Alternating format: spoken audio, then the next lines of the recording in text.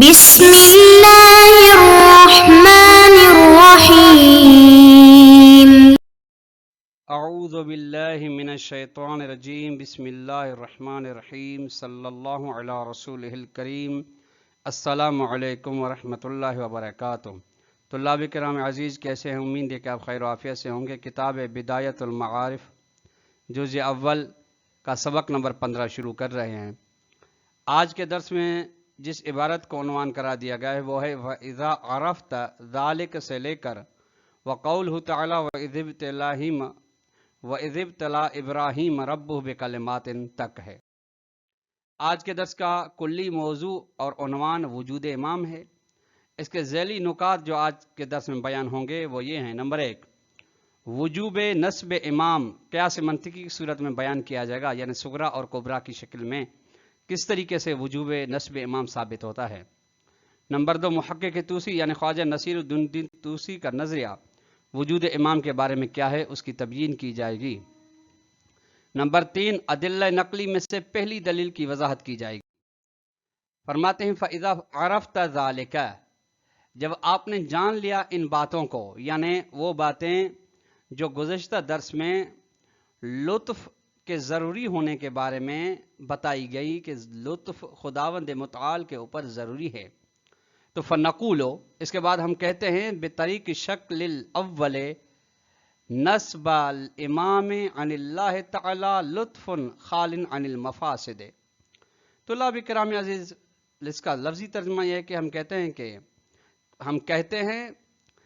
شکل اول، یعنی منطق میں جو اشکال اربع میں سے پہلی شکل ہے اس کے راستے سے، اس کے ذریعے سے ہم کہتے ہیں، یعنی اس کا نتیجہ ہم نکالتے ہیں کہ امام کا نسب کرنا، نسب ہونا خدا کی جانب سے ایک قسم کا لطف ہے جس میں کسی بھی قسم کا مفسدہ نہیں ہے۔ شکل اول طلاب کرام عزیز اس شکل کو کہتے ہیں جس میں حد وسط صغرا میں محمول ہو اور کبرا میں موضوع واقع ہو۔ اب ادھر صغرا کون سا ہے، کبرا کون سا؟ یہ ہے نسب الامام عن اللہ تعالی لطف خال عن المفاسد، یہ صغرا ہے۔ کبرا یہ ہے کل لطف خال عن المفاسد واجب علی اللہ تعالی، یہ لطف جو ہے، یہ لطف خال عن المفاسد، یہ حد وسط ہے۔ آپ کو پتا ہے کہ نتیجہ نکالنے کے لیے اشکال اربع میں حد وسط کو حذف کیا جاتا ہے، پھر جو بچے وہ نتیجہ ہے، تو یہ نتیجہ نکلتا ہے فنسب الامام واجب علیہ تعالی۔ فرماتے ہیں کہ اور ہر لطف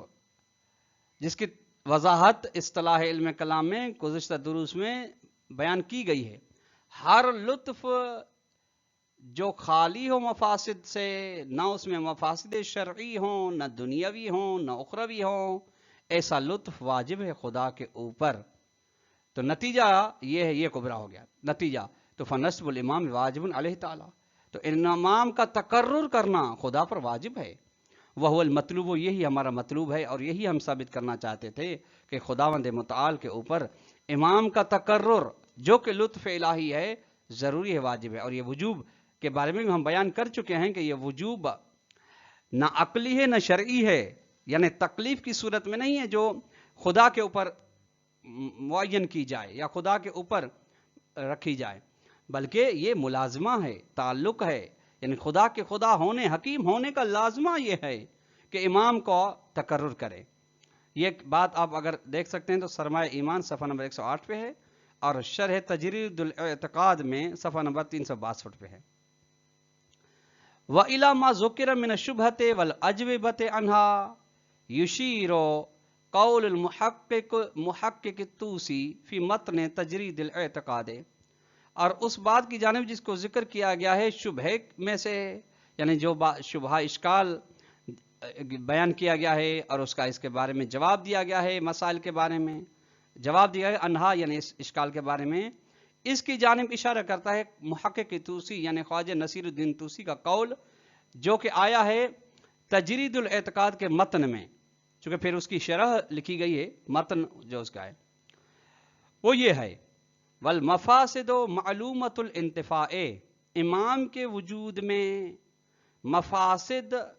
کا منتفی ہونا یقینی ہے، وہ انحصار و لطف فیہ معلوم للعقلاء، اور لطف کا معین ہونا منحصر ہے لطف امام میں، یہ واضح بات ہے عقلاء کے لیے کہ لطف ہے امام میں، چونکہ جب مفسدہ منتفی ہو گیا۔ ووجودہ لطف، امام کا وجود لطف ہے، وتصرفہ لطف آخر، اور اس کا ہمارے درمیان رہ کے تشریعی امور کو سنبھالنا، ہمارے سامنے رہ کے ہماری ہدایت کرنا، یہ اضافی لطف ہے اس کے وجود کے علاوہ۔ وعدمہ منا، عدم کی ضمیر آپ امام کی جانب بھی لوٹا سکتے ہیں، لطف کی جانب بھی۔ امام کا نہ ہونا یا لطف کا نہ ہونا منا ہماری جانب سے ہے، جیسا کہ ابھی اس دور میں ہے امام زمان علیہ آلاف و تحیت والسلام کا نہ ہونا، غیبت ظہور کا ان کا نہ ہونا، یہ نہ کہ وجود کا، ظہور کا نہ ہونا یہ ہماری جانب سے ہے، یعنی ہم اس کا سبب بنے ہیں، یعنی ہم انہیں نہیں دیکھ رہے ہیں، اس کا مطلب ہرگز نہیں ہے کہ وہ بھی ہمیں نہیں دیکھ رہے ہیں، اس کا مطلب یہ بات خواجہ نصیر الدین نے فرمائی ہے شرح تجدید الاعتقاد صفحہ نمبر 362 پہ۔ وبالجملۃ لا شبہۃ فی الصغریٰ فی المقام، جو پیچھے قیاس منطقی میں بیان ہو گیا صغریٰ اور کبریٰ، فرماتے ہیں کہ کلی حوالے سے بات یہ کی جائے کہ کسی بھی قسم کا اشکال نہیں ہے صغریٰ میں، اس مقام میں، یعنی مقام لطف میں جو ہم نے کیا قائم کیا ہے، صغریٰ میں کسی بھی قسم کا اختلاف نہیں ہے۔ کما لا شبہۃ فی کبریٰ، لا شبہۃ فی کبریٰ لزوم اللطف فیما اذا کان خالیا عن الموانع والمفاسد، جس طریقے سے کبریٰ میں بھی شبہ اشکال کوئی نہیں ہے اس بات میں کہ لطف لازمی ہے، واجب ہے ان مقامات میں جہاں پہ لطف خالی ہو، کانے کی ضمیر لطف کی جانب جا رہی، خالی ہو موانع اور مفاسد دنیاوی اور اخروی اور شرعی سے، تب تو اگر اس میں کوئی موانع نہیں ہے، کوئی مفاسد نہیں ہے تو واجب ہو جاتا ہے، اس میں بھی کوئی شک نہیں ہے۔ وَأَمَّا مَا يُتَرَاءَ مِن بَعْضِ الشُّبْهَاتِ حَوْلَ قَاعِدَةِ اللُّطْفِ فِي بَعْضِ الْمَقَامَاتِ، اور جو چیز دیکھی گئی ہے کہ بعض اشکالات ہیں قاعدہ لطف کے بارے میں بعض مقامات میں، چونکہ قاعدہ لطف ایک وسیع قاعدہ ہے اور اس کے استعمالات بھی زیادہ ہیں، یہ جو دیکھا گیا ہے اب یہ مقام بیان بن کر استکشاف رأی المعصوم عقلا بقاعدۃ اللطف من الاجماع، جس طریقے سے معصوم کی رائے کو عقلی لحاظ سے کشف کیا جاتا ہے قاعدہ لطف کے ذریعے سے اجماع میں سے، یعنی جب اجماع قائم ہوتا ہے تو وہاں سے قاعدہ لطف سے ہم سہارا لے کر وہاں سے معلوم کرتے ہیں کہ اس میں امام کی رائے ضرور شامل ہے، اور اگر اس کے مخالف ہوتا ضرور بضرور امام علیہ السلام اس میں مداخلت فرماتے، جس کا ذکر اس کی اپنے مقام پہ علم اصول میں اس کی وضاحت کی گئی ہے۔ کما ذهب الیہ شیخ طوسی قدس سرہ، جس طریقے سے اس بات کی اس اشکال کی جانب شیخ طوسی بھی گئے ہیں، تو فرماتے فہو من ناحیۃ صغریٰ، یعنی ما یتراء فہو، یعنی یہ جو چیز آئی ہے دیکھی گئی ہے بعض اشکالات یہ من ناحیۃ صغریٰ، صغریٰ کی جانب طرف سے ہیں، یعنی صغریٰ میں اشکال ہے، لا من ناحیۃ الکبریٰ، کبریٰ میں نہیں ہیں۔ وقد اشار الیہ المصنف قدس سرہ، اس بات کی جانب مصنف نے اشارہ فرمایا ہے فی اصول الفقہ ہے، اصول فقہ، مصنف سے مراد شارح فرمار مصنف یعنی مرحوم مظفر کی کتاب اصول الفقہ میں، فراجع آپ اس کی طرف مراجعہ کر سکیں، اصول الفقہ جلد نمبر 2 صفحہ نمبر 108۔ اب شارح محترم فرماتے کلو بحسب الادلۃ العقلیۃ، یہ تمام چیزیں قائد لطف کو، وجود امام کو، لطف مضاعف کو عدل عقلی سے ثابت کیا جا رہا تھا، یعنی قائد لطف کی تبیین یا فلسفی کی جا رہی تھی یا کلامی۔ وَأَمَّا الْأَدِلَّةُ السَّمْعِيَّةُ الَّتِي تَدُلُّ عَلَى لُزُومِ وُجُودِ الْإِمَامِ لِلنَّاسِ فَكَثِيرَةٌ جِدًّا، وہ ادلہ سمعی یعنی جو سنی گئی ہیں، ادلہ سمعی کہیں یا ادلہ نقلی کہیں ایک بات ہے، یعنی جو ائمہ علیہ السلام سے سنی گئی یا قرآن مجید سے سنی گئی ہیں، وہ جو دلالت کرتی ہیں کہ وجود امام ضروری ہے لوگوں کے لیے، فکثیرۃ، یہ ادلہ سمیہ بہت زیادہ ہیں، ولا بأس بالاشارۃ الی جملۃ منہا، پھر کوئی حرج نہیں ہے کہ ہم ان میں سے بعض کی جانب اشارہ کریں، منہا کی ضمیر جا رہی ہے ادلہ سمیہ کی طرف۔ فمن الآیات، یعنی کچھ آیات لائیں گے، اس کے بعد روایات پیش کریں گے جہاں سے ثابت ہوگا کہ وجود امام ضروری ہے۔ قولو تعالی خدا قول ہے وَإِذْ قَالَ رَبُّكَ لِلْمَلَائِكَةِ إِنِّي جَاعِلٌ فِي الْأَرْضِ خَلِيفَةً قَالُوا أَتَجْعَلُ فِيهَا مَن يُفْسِدُ فِيهَا وَيَسْفِكُ الدِّمَاءَ وَنَحْنُ نُسَبِّحُ بِحَمْدِكَ وَنُقَدِّسُ لَكَ قَالَ إِنِّي أَعْلَمُ مَا لَا تَعْلَمُونَ سورہ بقرہ کی آیت نمبر 30 ہے۔ طلاب کرام اس کا ترجمہ واضح اور بدیہی ہے، ہم اس کی تقریب استدلال دیکھتے ہیں کس طرح بتقریب اس بیان کے ساتھ وجوب امام ثابت ہو جاتا ہے کہ ان الخلیفۃ آیت کے مطابق، آیت کے مفہوم پہ طلاب کرام نے غور فرمائے گا، حیث لم تکن مقیدۃ بالاضافۃ الی مخلوق معین، خلیفہ اگر مقید نہ ہو، مشروط نہ ہو کسی بھی معین مخلوق کی طرف، یعنی یہ نہ کہا گا کہ کس کا خلیفہ بنایا جا رہا ہے، مما تو یہ ان چیزوں میں سے ہے یؤکد جو تاکید کرتی کہ ان الانسان خلیفۃ الجاعل، اگر کسی چیز کا نام نہیں لیا جا رہا کہ کس کے لیے خلیفہ بن رہا ہے، کن کا خلیفہ بن رہا ہے، تو یہ بات سمجھ آئے گی کہ یہ خلیفہ جاعل بنانے والے کا بن رہا ہے، لا غیرہ، غیر جاعل کا خلیفہ نہیں بن رہا، کما ہوا ظاہر من نظیر ہی، جس طریقے سے یہ بات واضح ہے، ظاہر ہوتی ہے اس کے مثالوں سے۔ مثال یہ کا قول رئیس دولت، جیسا کہ حکومت کا رہبر، صدر، وزیر اعظم یا جو بھی حکومتی عہدیدار ہوتے ہیں وہ کہتے ہیں ان جاعل فی حیات الدولت خلیفتن، میں حکومت کے اس میں باڈی میں ایک اپنا خلیفہ بنا رہا ہوں، تو فإن العرف یفہمون منہ، تو عرف اس سے سمجھتے ہیں کہ ان المقصود ہو خلیفۃ نفسی لا غیرہ، تو اس کا اپنا خلیفہ ہے نہ کہ کسی دوسرے کا خلیفہ بن رہا ہے۔ جب کہہ رہا ہے صدر کہہ رہا ہے کہ میں جا رہا ہوں چند دن کے لیے باہر بیرونی ملک کسی دورے پہ، تو اس کو مقرر کیے جا رہا ہوں، خلیفہ بنا کے نائب بنا کے، اس کا مطلب یہ نہیں ہے کہ میں فرض کریں ٹرین کے شعبے کے لیے یا تعلیم کے شعبے کے لیے بنا رہا ہوں، بلکہ میں اپنا خلیفہ بنا رہا ہوں، جتنے میرے کام ہیں وہی اس کے بھی کام ہوں گے، جو میرے اوپر ذمہ داریاں ہیں وہی ذمہ داریاں اس کے اوپر بھی ہوں گی۔ ھذا مضافن، یہ بات اس کے علاوہ ہے کہ الی ان المقام الذی کان مطلوبا للملائکۃ، یہ یعنی دوسری تبیین ہے، یعنی ایک تو بات واضح ہو گئی کہ مطلق خلیفہ ہے، اس کے علاوہ یہ ہے کہ مقام جو مطلوب تھا ملائکہ کے لیے وہ مقام الخلافت الالہیت، خدائی خلافت کا مطلوب مقام تھا، لا مقام خلافتہم عن الماضین من المخلوقات الارضیت، یہ نہیں تھا کہ جو پہلے ان سے پہلے فرشتوں سے، انسانوں سے پہلے جو دوسری مخلوقات تھیں، زمینی مخلوقات، ان کا خلیفہ خداوند تبارک و تعالیٰ بنا رہا تھا، یہ مراد نہیں ہے، بلکہ اپنا خلیفہ بنا رہا تھا، خدائی خلیفہ بنا رہا تھا، تو فالمراد هو جعل الانسان خلیفۃ اللہ تعالیٰ، تو مراد یہ ہو جائے گی کہ انسان کو قرار دے رہا ہے اپنے لیے خلیفہ، یعنی جب کہہ رہا ہے انی جاعل فی الارض خلیفہ، یعنی میں اپنا خلیفہ بنا رہا ہوں، نہ کہ دوسرے لوگوں کا،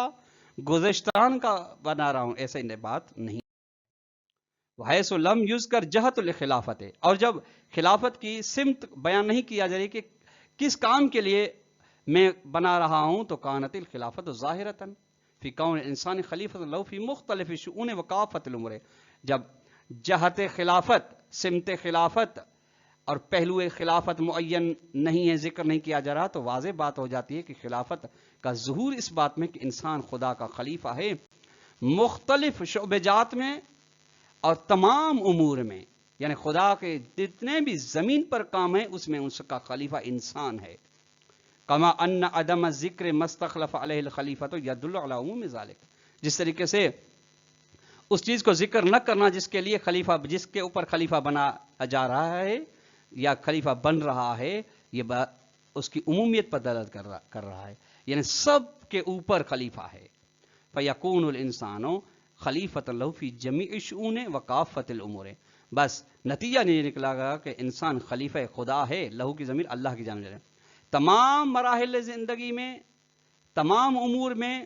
انسان کے ساتھ مربوط ہوں، جنہ کے ساتھ، پوری کائنات کے ساتھ، علی جمیع مستخلف علیہ الخلیفۃ، تمام ان چیزوں پر جس کے اوپر خلیفہ بنایا جا رہا ہے۔ فلا تختص خلافتہ ببعض دون بعض، بس اس خلیفے کی خلافت مخصوص نہیں ہوگی بعض چیزوں کے ساتھ، بعض یعنی زمین کے ساتھ مخصوص ہو، یعنی انی جاعل فی الارض، ارض سے مراد یہ نہیں کہ فقط زمین کے لیے بنایا جا رہا ہے، نہیں، یہ زمین اس کا مقام ہوگا، مستقر ہوگا، مقرر ہوگا. یہ ہے مثال کے طور پہ، نہ کہ وہ محدودیت اسی میں ہوگی، بلکہ تمام عالم کے لیے جس طریقے سے میں ہوں اسی طریقے میرا خلیفہ بھی ہے. بل ہوا خلیفۃ علیہم جمیعاً، بلکہ تمام موجودات پر اللہ کا خلیفہ ہے. ولذالک، اسی لیے لازم ان یکون خلیفۃ اللہ تعالی عالما بجميع صفات المستخلف، ضروری ہے کہ اللہ کا خلیفہ عالم ہو، یا دوسرے الفاظ میں متصف ہو تمام ان صفات سے جو مستخلف کے، مستخلف یعنی جس کا خلیفہ بنایا جا رہا ہے یعنی اللہ، وشؤون ما یستخلف علیہ، اور تمام مراحل کا وہ خلیفہ ہو جس کے اوپر خلیفہ اس کو بنایا جا رہا ہے. کما یجب ان تکون قدرت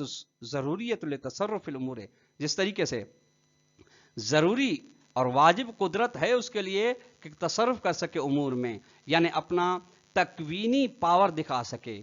وَهُوَ الْإِنسَانُ الْكَامِلُ الَّذِي يَكُونُ خَلِيفَةَ اللَّهِ، یا خلیفۃ اللہ فی خلقہ، اور یہی انسان وہ انسان کامل ہی ہوگا جو اللہ کا خلیفہ بن سکے گا اللہ کی مخلوق میں. مخلوق بھی انس ہو یا جن ہو یا فرشتہ ہو یا جو بھی ہوں. ثم ان هذا الانسان الذي يكون كذلك لا يكون جميع احادہ، اس کے بعد یہ انسان جو اس طریقے سے ہوگا اللہ کا خلیفہ بن رہا ہے تمام شؤونات میں، یہ سب لوگ نہیں بن سکتے. ضرورت بدی بات ہے ان هذه الخصائص لیست لجميع، تمام لوگوں کے لیے صفات موجود نہیں ہیں. فالمراد منه، بس اس سے مراد بعض الاحاد منہ یعنی ان جمی میں سے کچھ لوگ ہیں، کچھ میں سے بھی وہو الاحدی من هذا النوع،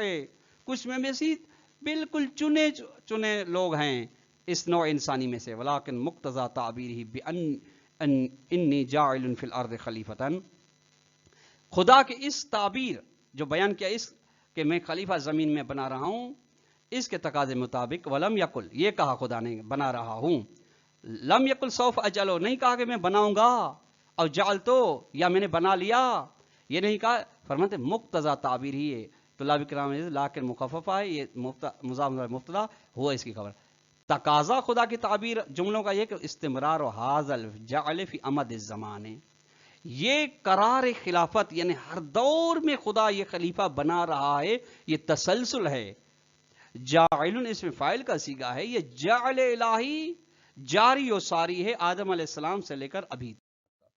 من اول خلقت آدم الى یوم القیامت، آدم علیہ السلام سے لے کر قیامت تک. فاول فرد من افراد الانسان یکون کذالک، بس جو مثال دی گئی بس پہلا فرد جو ہے اس جو خلیفہ بن رہا ہے اس کی مثال دی گئی ہے. والا، اور اگر پہلا فرد نہ ہوتا آدم علیہ السلام، لم یکن هو جاعل فی الارض خلیفۃ، تو وہ قطعاً زمین میں اللہ کا خلیفہ نہ ہوتا. وَيَدُومُ ذَلِكَ، یہ خلافت کا سلسلہ کذالک چلتا رہے گا الی آخر الزمن، جب تک یہ زمین و زمان ہے تب تک یہ خلافت الہیہ کا سلسلہ. چونکہ اس میں فاعل کا صیغہ ہے، آپ جانتے ہیں ادبیات میں استمرار پر یہ دلالت کرتا ہے. کما یشہد له موثقۃ اسحاق بن عمار المرویۃ فی القافیہ حیث قال، جیسا کہ موثقہ روایت ہے یعنی ثقہ روایت ہے اسحاق بن عمار کی، جو روایت کے رسول کافی میں جب کہا قلت لابی الحسن الاول، ابی الحسن اول کو مل گیا، تو ابی الحسن اول سے مراد امام موسیٰ کاظم علیہ السلام ہے. اور اگر بعض ابی الحسن ثانی کہا جائے تو اسے امام علی رضا علیہ السلام مراد ہوتی ہے، اور ابی الحسن ثالث کہا جائے تو وہاں پہ امام علی نقی علیہ السلام مراد ہوتے ہیں. یہ کہتا ہے کہ میں نے عرض کیا امام موسیٰ کاظم السلام کو کہ الا تدلنی علی من آخذ عنہ دینی،